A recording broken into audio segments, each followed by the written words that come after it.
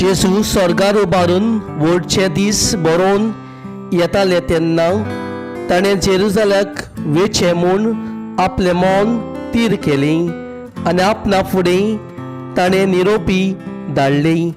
तांचे पासत तयारी करचे खातीर ते वचून सामारीतकाराच्या एका गांवांत भितर सरले। पूण जेरुसलेमाक वचून ताणें थारायलें देखून हांणी ताका येवकार दिलो ना। तें पळोवन ताच्या शिसांनी जॅकोबान आनी जुआन विचारलें, तांकां लासून उडोवंक हुकूम घालून स्वर्गावेलो उजो आमी देंवयलोलो तुका जाय? आनी वळोन ताणें तांकां बोबाट केली आनी ते दुसऱ्या एका गांवांत गेले।